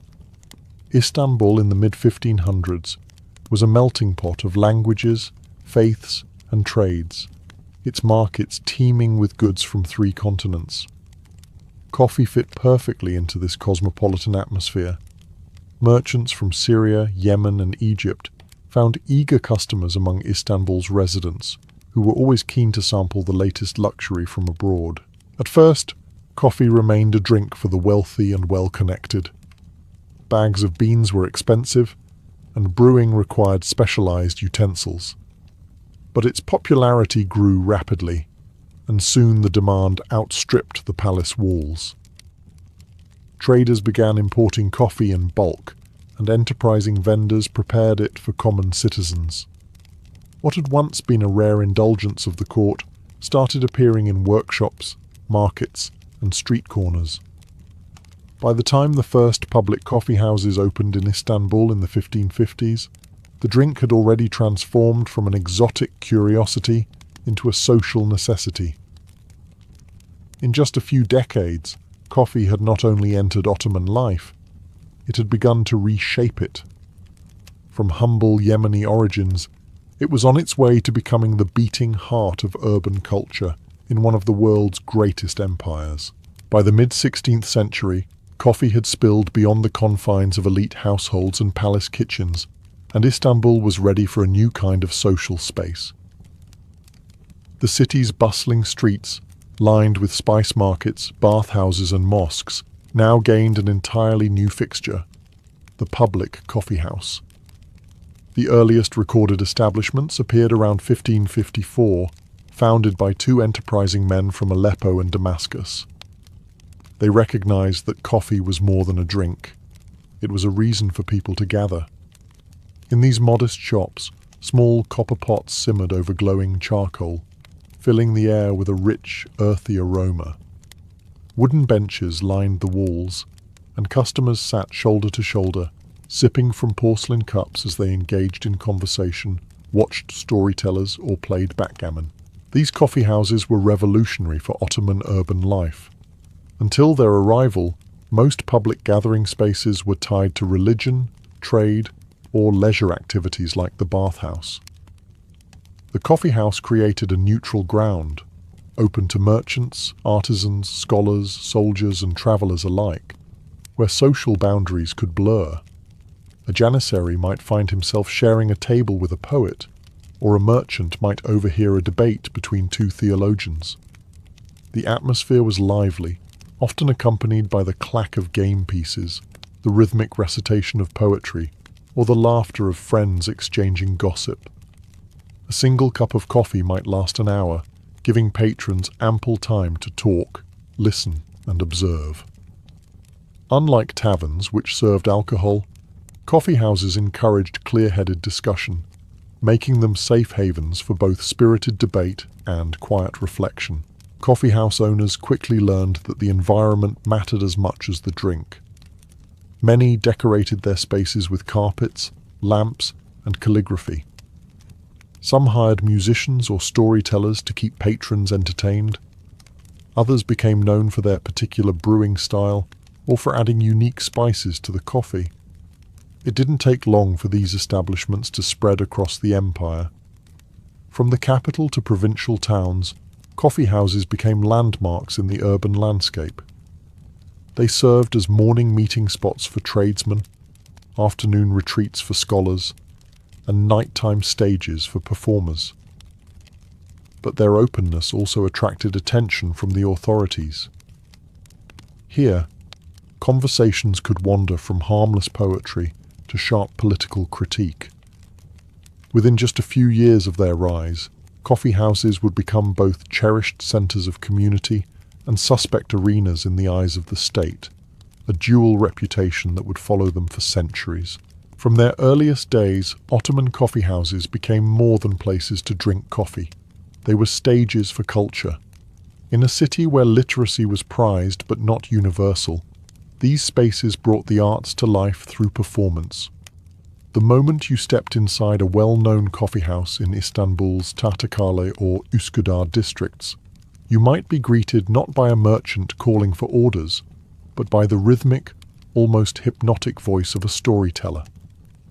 Storytellers, known as medders, were masters of the spoken word. With a cane in hand and a scarf over their shoulder, they shifted effortlessly between characters, mimicking voices and weaving tales drawn from Ottoman history, folklore, and the wider Islamic world. They could make sultans seem as human as a neighbor, and turn everyday mishaps into comedies that had the entire room laughing. Coffee houses gave these performers a platform, and in return, the medders gave coffee houses their soul. Poetry, too, thrived in these smoky rooms. Patrons recited verses by the great Ottoman poets like Baki and Fuzuli, or improvised their own in a spirit of friendly competition. Poetic duels, where two wordsmiths exchanged witty couplets on the spot, were as exciting as any backgammon match. The slow sipping of coffee seemed to encourage both the patience to listen and the creativity to speak. Music was another frequent guest. Some coffee houses became known for the soft strains of the oud or ney, their melodies blending with the low murmur of conversation and the clink of cups. In certain venues, shadow puppetry performances, karagos and hasivat, would draw crowds in the evenings, their playful banter and social satire making both children and adults laugh. These artistic gatherings blurred the lines between entertainment and education. Stories carried moral lessons, poems conveyed philosophical reflections, and songs preserved oral traditions. For many, the coffee house was not just a social venue, but an informal school, one where you could learn history, language, and wit without ever opening a book. As word of these vibrant gatherings spread, artists and intellectuals began to seek out coffee houses as places to test new ideas, refine their work, or simply find an audience. In this way, the Ottoman coffee house became a cultural hub, part theatre, part classroom, part salon, where creativity could thrive in the warm glow of oil lamps and the steady scent of freshly brewed coffee. While poetry and storytelling gave Ottoman coffee houses their cultural prestige, games gave them their everyday heartbeat. Step into one on a late afternoon, and you'd hear more than just the hum of conversation. You'd hear the sharp clack of backgammon pieces, the shuffle of playing cards, and bursts of laughter as friends teased each other over a well-played move. Backgammon, or tavla, reigned supreme. Its origins stretched back centuries, And in the Ottoman coffee house it became more than just a pastime. It was a display of wit and strategy. Old men hunched over boards like generals over battle maps, while younger players hovered nearby, learning tricks and debating the odds. The rhythmic roll of dice was as much a part of the coffeehouse soundscape as the simmering sesvi. Chess also held a place of honor. Patrons who fancied themselves intellectuals would engage in slow, deliberate matches, drawing on tactics as old as Persia itself. A single game could stretch for hours, accompanied by sips of coffee and murmured analysis from onlookers. For many, these games were not just entertainment. They were a way to test one's mind, patience, and composure. Card games, often imported from Europe, added variety to the leisure mix, though they occasionally sparked moral debates. Some religious scholars frowned upon their association with gambling, yet in many coffee houses they were played in a friendly spirit, with wagers limited to pride and bragging rights. Leisure in the coffee house extended beyond the games themselves. It was in the pauses between moves, in the long, companionable silences, and in the quiet observation of passers-by through open doors. Here, men escaped the pressures of work and family for an hour or two, finding comfort in routine. Regulars had their favorite spots, and friendships deepened over countless shared cups. The coffee house was also a place where news was traded as quickly as gossip. Merchants shared rumors about market prices, travelers brought tales from distant provinces, and political developments often arrived here before they were formally announced. A game board might pause mid-match while a patron recounted a new decree from the palace or a scandal from the court. In the Ottoman coffee house, leisure was never idle. Every game, every chat, and every sip of coffee wove together into a rich tapestry of daily life, a blend of competition, camaraderie, and the unhurried pleasures that made these establishments indispensable to the rhythm of the city. As Ottoman coffee houses flourished, they became more than cultural salons and gaming parlors. They evolved into political nerve centers. The same qualities that made them ideal for poetry and leisurely debate also made them perfect for the exchange of political ideas.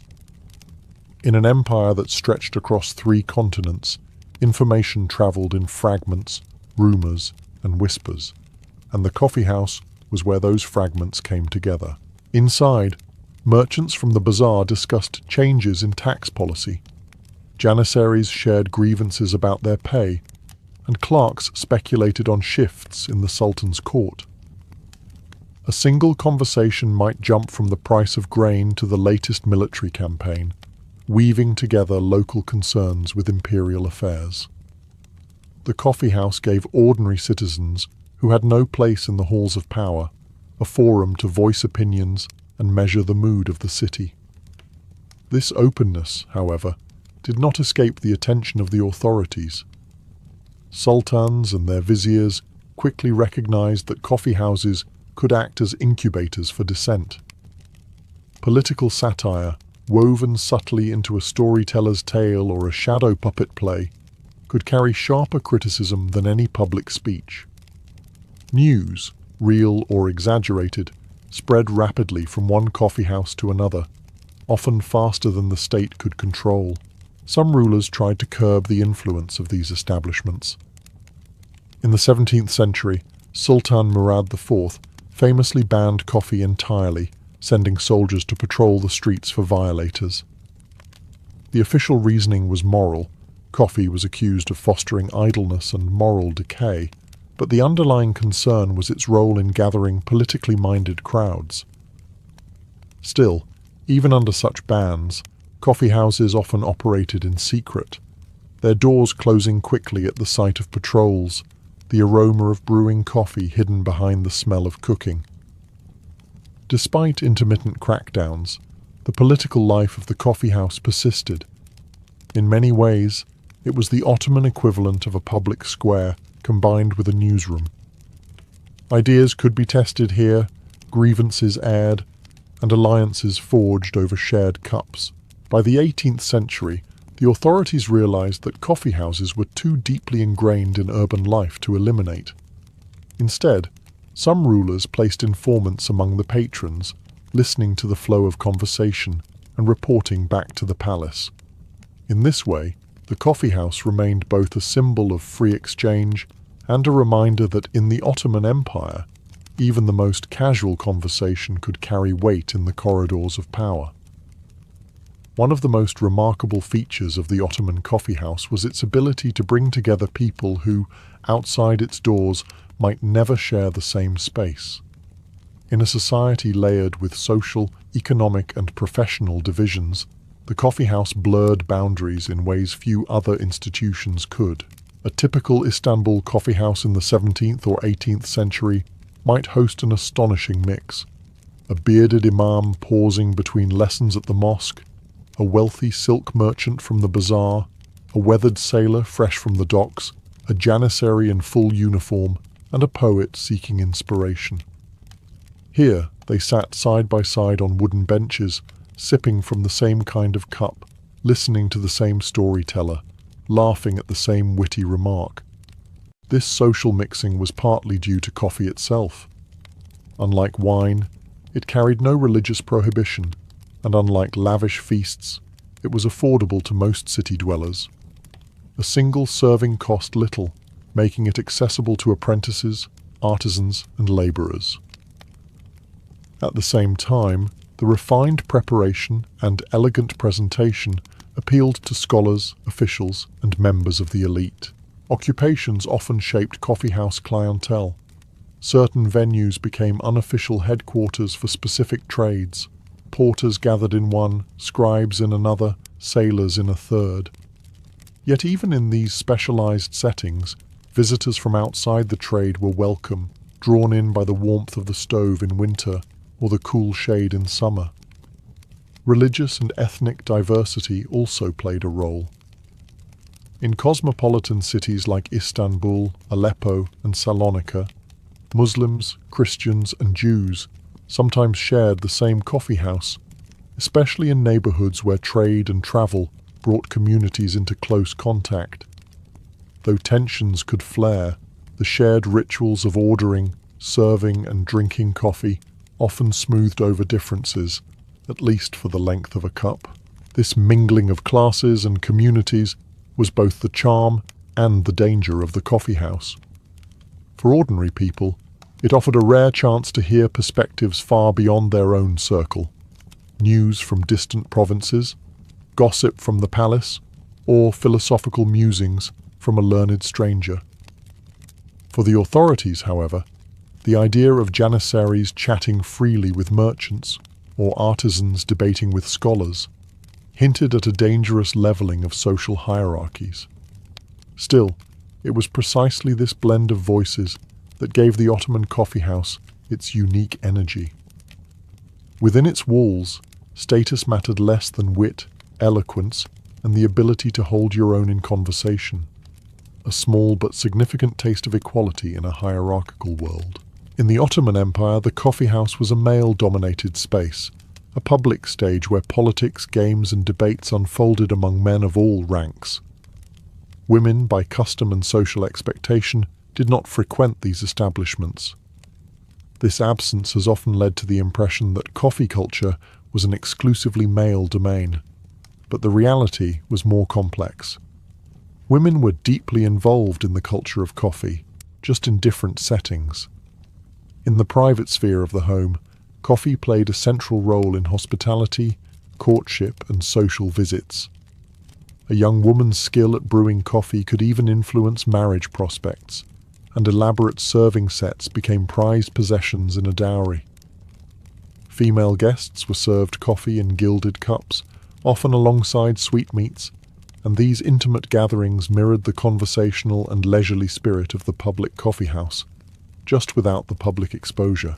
Some wealthier women participated in coffee culture through the imperial court. In the Topkapi Palace, elite women of the harem enjoyed coffee as a daily luxury, served by specialized coffee attendants. The harem's women, particularly the Valide Sultan and favored consorts, could influence politics indirectly, and coffee became one of many luxuries around which courtly intrigues and discussions took place. While it was rare for women to step into public coffee houses, there were exceptions. In cosmopolitan port cities or frontier towns, foreign women, particularly from Europe, sometimes visited out of curiosity, recorded in travellers' accounts as spectacles that surprised local patrons. In certain provincial towns, mixed-gender coffee houses existed on the margins of Ottoman norms, though they were often tied to inns, markets, or entertainment venues. The question of women's presence in coffee houses occasionally entered public debate. Conservative critics feared that any mingling of men and women in such spaces could erode moral boundaries. Yet these same critics often ignored the vibrant female coffee culture that thrived behind closed doors, where women engaged in the same games, storytelling, and gossip that enlivened the male spaces. In the 19th century, as Ottoman society modernized, new public venues such as European-style cafes and patisseries began to blur these gender divisions. Women of the upper and middle classes, particularly in cosmopolitan centers like Istanbul and Izmir, began to appear in select public coffee houses, still a minority, but a sign that the boundaries were shifting. Thus, while the Ottoman coffee house in its classic form remained a male preserve, women were never absent from coffee culture itself. They simply nurtured their own parallel tradition, one equally rich in conversation, hospitality, and the ritual pleasure of the brew. For all their popularity, Ottoman coffee houses lived under a shadow of suspicion. To the sultans and their advisors, these bustling hubs of conversation were double-edged swords, places of social bonding, yes, but also fertile ground for gossip, satire, and potentially dangerous political talk.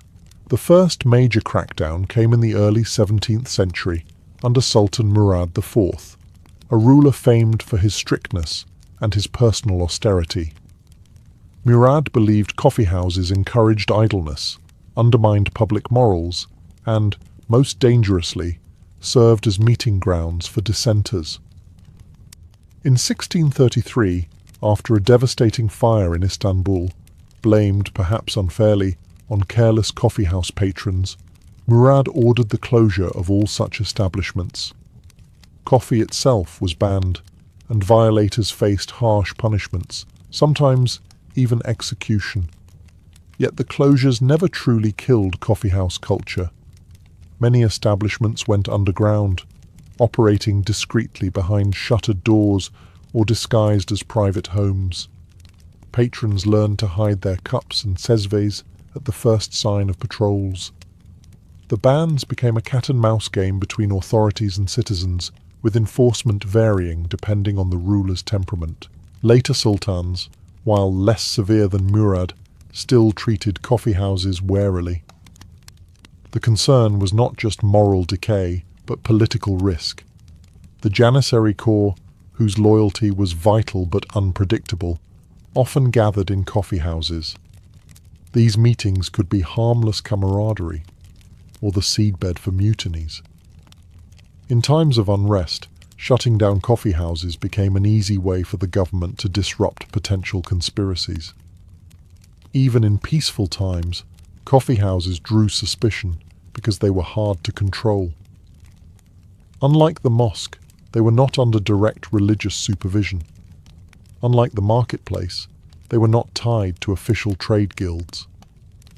They were semi-autonomous spaces, run by private owners and filled with free-flowing talk, a combination that made bureaucrats uneasy. Some rulers tried regulation, rather than outright bans. Licenses were introduced, taxes imposed, and in some cases, state informants were placed among the patrons. Storytellers and performers were warned against crossing certain political lines, though many found clever ways to veil criticism in allegory or humour. In the end, coffee houses proved remarkably resilient. Each ban only seemed to deepen public affection for them, turning the act of sharing a cup of coffee into a quiet gesture of defiance. This tug-of-war between the people's love of coffee and the state's mistrust of its gathering places became one of the most enduring themes in the Ottoman coffeehouse story. By the twilight of the Ottoman Empire in the late 19th and early 20th centuries, the coffeehouse had already outlived bans, moral crusades, and political suspicion. What began as a Yemeni import in the 1500s had grown into an institution so deeply woven into urban life that it was impossible to imagine the empire without it. Even as railways, telegraphs, and European-style cafes transformed city life, the traditional Ottoman coffeehouse retained its magnetic pull. Its influence stretched far beyond the walls of its smoky interiors. The coffeehouse had shaped the way Ottomans socialized, debated, and even thought.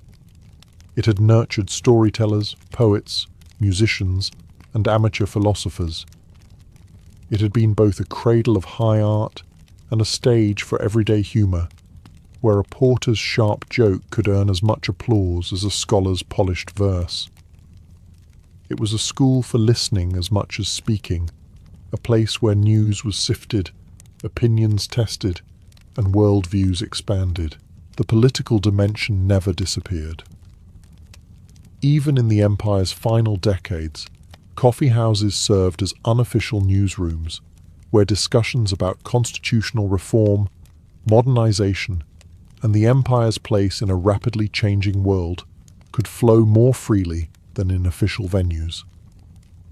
Many of the ideas that would shape the early Turkish Republic and modern Middle Eastern politics were first debated over small porcelain cups in such spaces.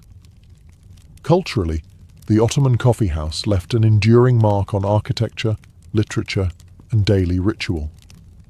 The image of men gathered under low-hanging lamps, smoke curling upward, dice clattering on wooden boards, and the scent of freshly brewed coffee lingering in the air became a defining scene of Ottoman urban identity. Even today, in cities like Istanbul, Sarajevo, and Cairo, echoes of this tradition live on in neighborhood kahvehaneler, where the pace is unhurried and conversation flows as steadily as the drink itself. Globally, the Ottoman coffee house contributed to the spread of coffee culture far beyond its borders. European travelers carried the idea home, and by the 17th century, coffee houses in London, Paris, and Vienna were thriving, direct heirs to their Ottoman counterparts in both form and function. The legacy of the Ottoman coffee house is not just the drink, but the ideal it embodied, a space where people of different walks of life could gather, exchange ideas, and feel part of something larger than themselves. In a world that changes faster with each generation, that simple promise, a seat at the table, a cup in hand, and a voice in the conversation, remains as powerful as ever. For the samurai, armor, known as yoroi, was far more than a shield against arrows and blades. It was a second skin, a portable biography, and a public declaration of loyalty. Every curve of lacquered plate, every knot of silk cord, every crest painted in gold, carried meaning that went beyond the battlefield. In a society built upon rigid hierarchies and deep respect for heritage, armor acted as a visible signature of a warrior's lineage. The family crest, or mon, was often emblazoned on the helmet, kabuto, shoulder guards, sewed, and sometimes even on the breastplate, do. To see a warrior's mon was to know his clan, his ancestors, and the legacy he carried into battle. This was not mere decoration. It was an unspoken vow to uphold the honor of those who had worn the same emblem before him. Color was another silent language. Certain hues were reserved for high-ranking families or carried symbolic associations. Crimson could signal courage and a willingness to shed blood for one's lord. Black lacquer conveyed dignity and gravitas. Gold leaf suggested both wealth and divine protection. These choices were deliberate. Every tint and tone was meant to project a specific image to friend and foe alike.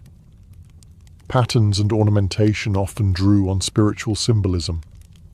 A helmet might be crowned with a crest shaped like a dragon to invoke ferocity, or adorned with antlers to channel the power and endurance of the stag. Some samurai incorporated motifs from Shinto and Buddhist beliefs: lotus flowers for purity, waves for resilience, or the rising sun for imperial loyalty. These emblems served as talismans, a constant reminder of the warrior's virtues and the spiritual forces he called upon in combat. Even the lacquered finish itself was more than practical. The glossy surface repelled water and protected the underlying metal or leather, but it also created an almost mirror-like sheen, allowing the armor to gleam in sunlight. A subtle form of intimidation on the battlefield.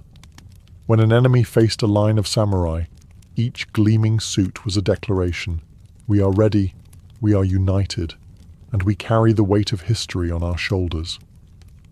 To wear yoroi was to embody one's clan, faith, and personal honor. In the mind of the samurai, the armor was not simply clothing for war, it was an extension of the soul. Removing it after battle was not just a matter of loosening cords, it was a return from a heightened state of being, where every plate and knot had transformed a man into the living image of his lineage. For the samurai, putting on armor was never done in haste. It was a deliberate, almost ceremonial act, one that could take an hour or more when done properly.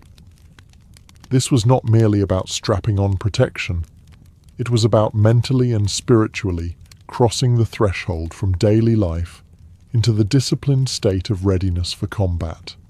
The process often began with purification. Some warriors would wash their hands and face with clean water, or even perform brief Shinto rites to honor the kami, spirits, and seek their blessing. Others might recite a short Buddhist sutra for protection or focus silently on their breathing to steady the mind. Going into battle was not just a physical trial, it was a moral and spiritual one, and the act of donning armor was the gateway. Undergarments came first. A light cotton or silk kimono was worn next to the skin, providing comfort and a base layer to prevent chafing. Over this, a padded jacket, shitage, and hidate, thigh guards, would be fitted. These pieces ensured that the heavier plates could be worn for hours without exhausting the body. Each layer was tied with precision, the cords adjusted so they would not loosen in the chaos of battle. Next came the armored components in a carefully ordered sequence. The sunite, shin guards, were strapped on first, followed by the coat, armored sleeves. Then the do, or cuirass, was placed around the torso and tied securely at the sides. This central piece was often the most ornate, bearing the clan crest prominently.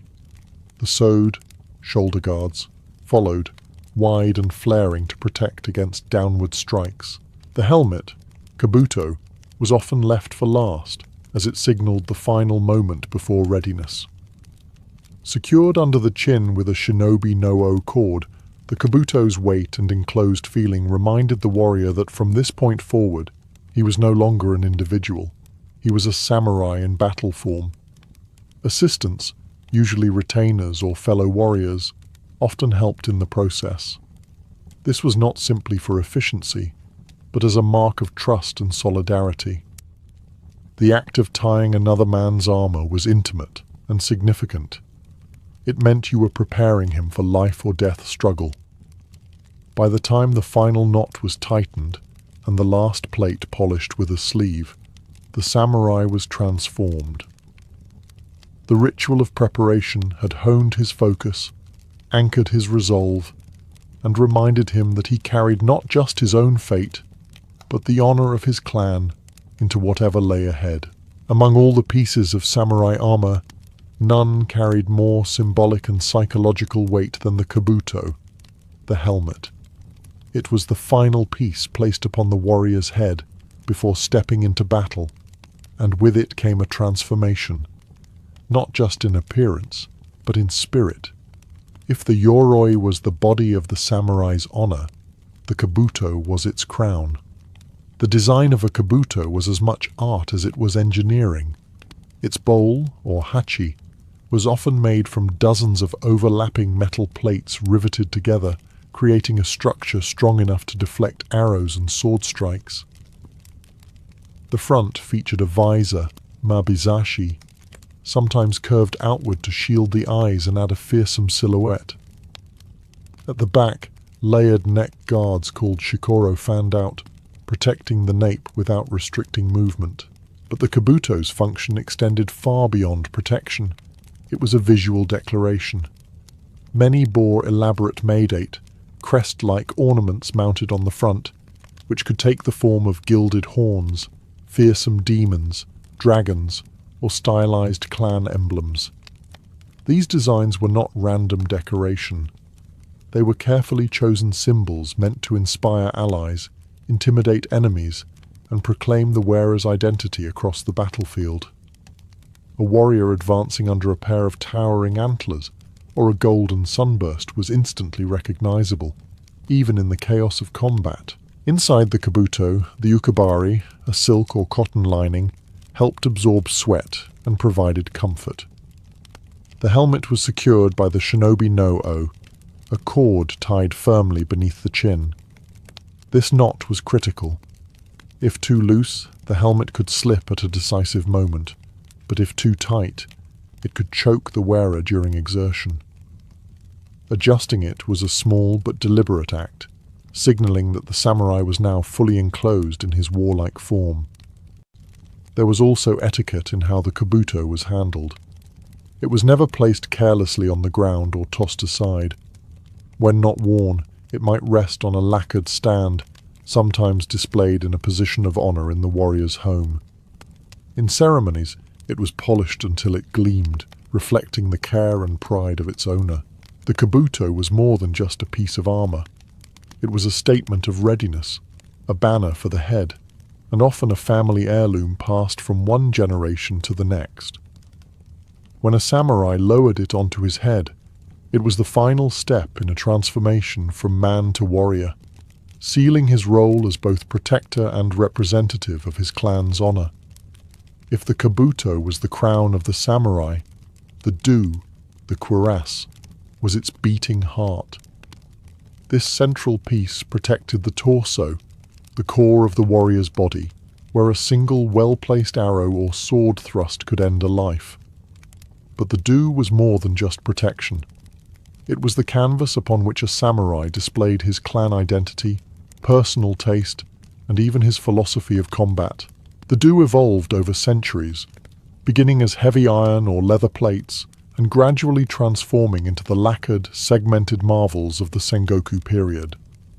The armor was often constructed from horizontal lames, kozain, small scales of iron or hardened leather, laced together with silk cords in intricate patterns. These cords, called odoshi, were not just functional. Their colors carried symbolic meaning and could denote rank, clan, or battlefield role. Wearing the do followed its own etiquette.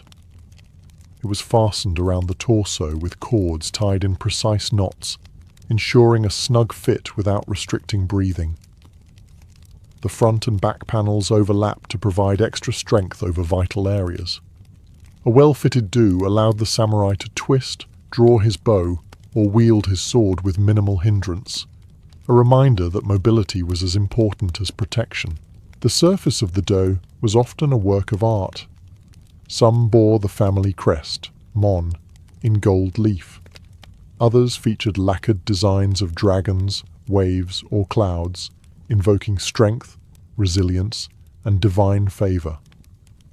These motifs could act as talismans, imbuing the warrior with a sense of invincibility.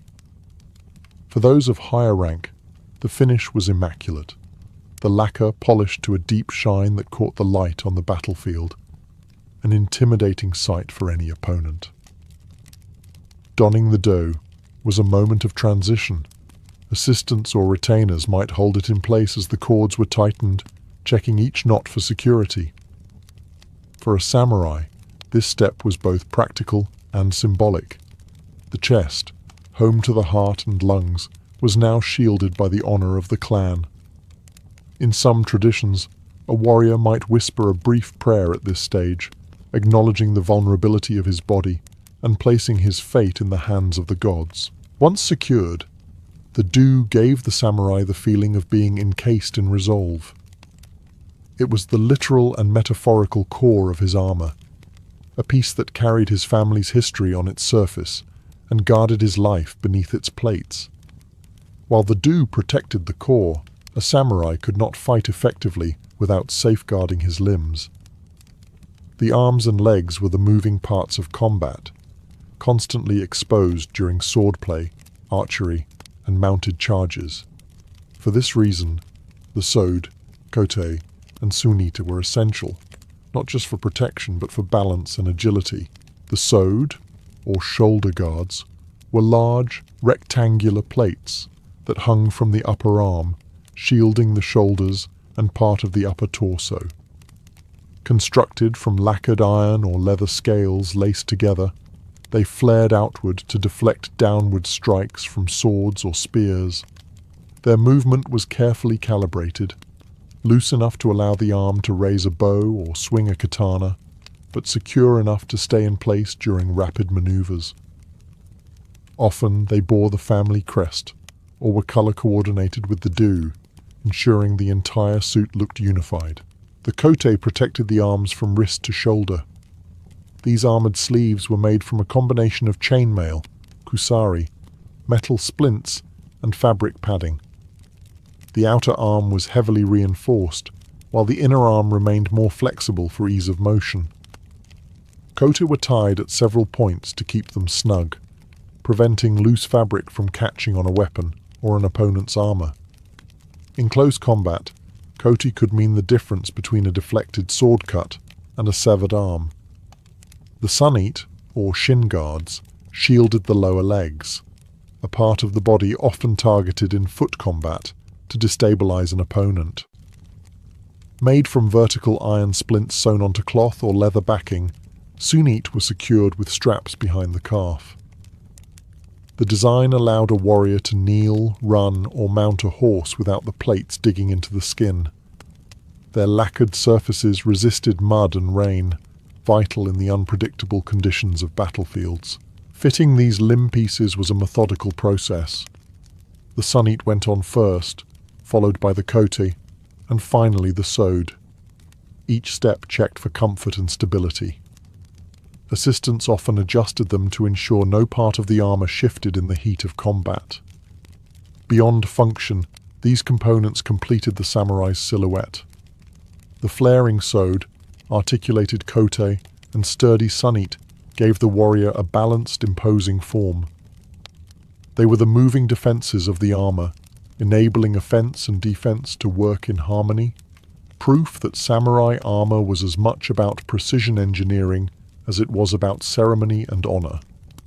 In the art of samurai armor, the lower body was never neglected.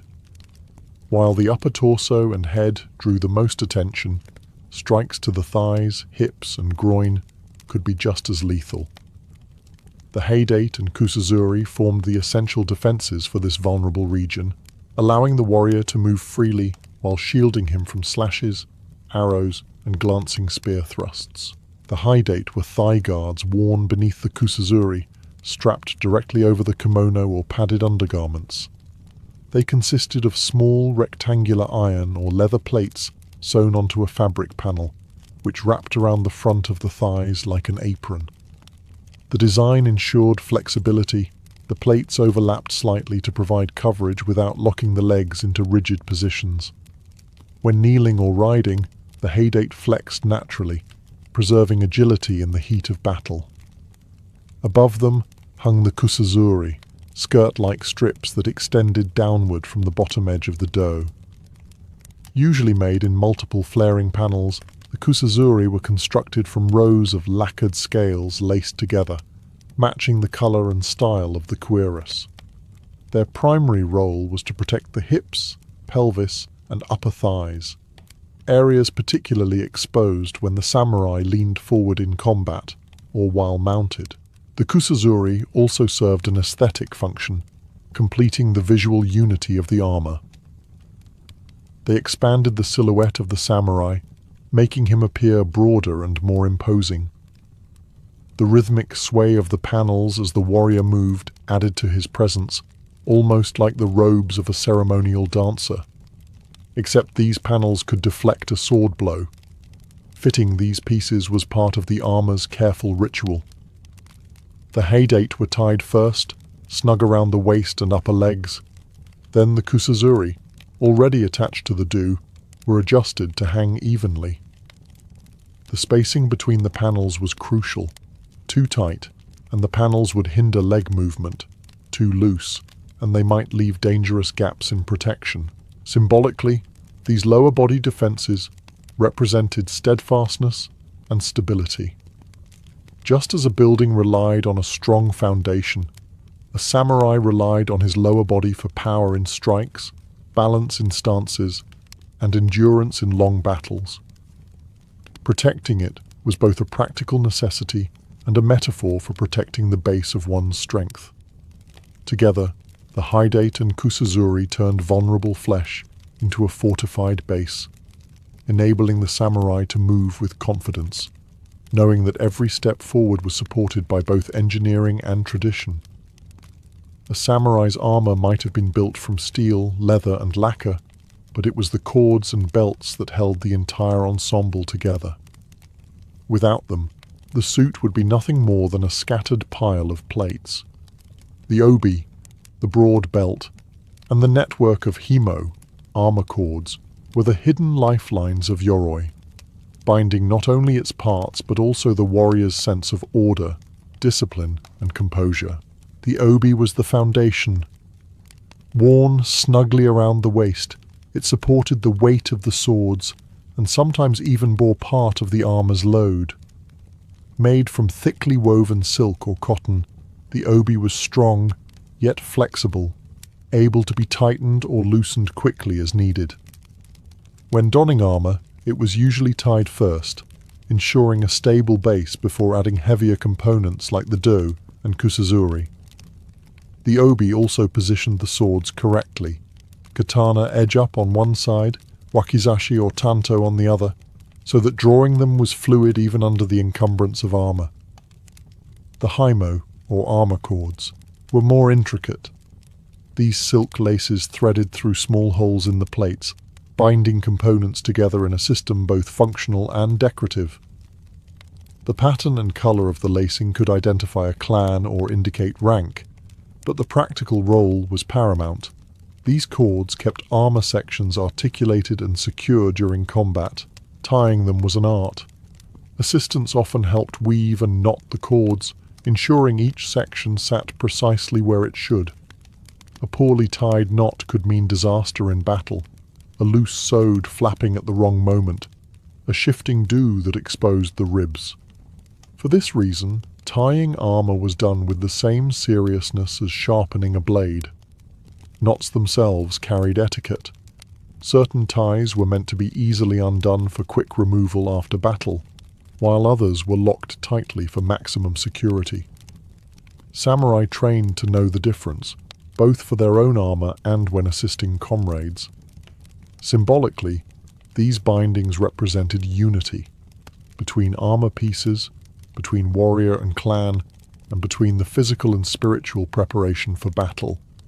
A fully laced suit was a complete whole, just as the samurai's body, mind, and purpose were aligned once he was ready to fight. In the end, the cords and belt were more than practical fasteners. They were the invisible threads that turned separate parts into a living suit of honor, holding together not just the armor, but the warrior's readiness to step onto the battlefield. For a samurai, armor was not merely equipment. It was an heirloom, a companion, and often a sacred object. To neglect it was to dishonor oneself and one's ancestors. Just as a blade required constant sharpening, armor demanded regular care to keep it battle-ready and worthy of the warrior who wore it. After combat or training, the armor was carefully dismantled piece by piece. Each component, kabuto, do, sode, kote, haydate, sunita, was inspected for damage. Dents in metal plates were hammered out by skilled armorers, while frayed cords were replaced with new silk lacing, often dyed to match the original color. Any chips in the lacquer were touched up, both to preserve the armor's appearance and to protect it from rust. Moisture was the armor's greatest enemy. After a rainy campaign or a humid summer battle, every plate was wiped dry, and the cords aired to prevent mold. Armor was often stored in a dry chest, sometimes lined with rice straw to absorb humidity. The kabuto might be displayed on a lacquered stand, but it was always covered with a cloth to shield it from dust and sunlight. Cleaning was not just practical, it was ceremonial. Some samurai treated the process as a form of meditation, taking the time to reflect on the battle just fought and to prepare mentally for the next. The slow rhythm of untying cords, wiping lacquer, and folding garments became a way of transitioning from the heightened state of combat back to the stillness of everyday life. Respect for armor extended to how it was handled. Dropping a piece carelessly, stepping over it, or placing it in a dirty spot was considered deeply disrespectful. When not in use, armor was stored neatly and in a specific order, ready to be donned quickly if duty called. The armor's longevity was a testament to this care. Well-maintained suits could be passed down for generations, each layer of lacquer and every repaired plate telling the story of past battles. Some samurai even inscribed small messages or prayers inside their armor, knowing that one day their descendants might wear it. In this way, maintenance was not just about preserving a tool of war. It was about honoring a living symbol of duty, loyalty, and family heritage. To tend one's armor was to tend one's honor, ensuring that when the time came to wear it again, it would be as ready as the warrior himself. If putting on armor was a ritual of transformation, removing it was a ritual of return. For the samurai, taking off yoroi was never done casually. It marked the end of a period in which he had been more than just a man. He had been the embodiment of his clan's honor, a living weapon, and a guardian of his lord's will. The process began with stillness. After battle or duty, a samurai would stand or kneel as assistants untied the cords, starting from the outermost pieces. The sode and kusazuri were usually removed first, their silk laces loosened with deliberate care to avoid tangling. The clatter of lacquered plates hitting one another was the soundtrack of a warrior shedding his martial shell. The kabuto came next, lifted slowly from the head and placed respectfully on a stand or wrapped in cloth. Removing the helmet was symbolic. It marked the moment when the warrior's mind could lower its guard. For many, the feeling of air on sweat-damp hair was as much an emotional release as a physical one. The do, being the heart of the armor, was often taken off last among the major plates. As it opened and slipped away, the weight lifted from the shoulders was both literal and symbolic. The samurai's body was free again, but so too was his spirit, released from the focused intensity required in armor. Once all the plates were removed, the undergarments were folded neatly and set aside for washing. Assistants or the samurai himself would then inspect each piece for damage, beginning the process of maintenance immediately if needed. Armor was never left scattered. Each component was stored in its proper place, ready for the next call to arms. For some, the removal ritual included a brief prayer of thanks, gratitude for survival, for the armor's protection, and for the honor of fulfilling one's duty. In times of peace, the ritual might be followed by tea or quiet reflection, a way of re-entering daily life with composure. The etiquette of removing armor reminded the samurai that battle was not the only state of existence. Just as a warrior had to know how to fight, he also had to know how to set aside the trappings of war and resume the roles of leader, father, or servant. In this way, the ritual of removal was not an end, but a bridge. connecting the world of combat to the world of living, and ensuring the samurai remained whole in both.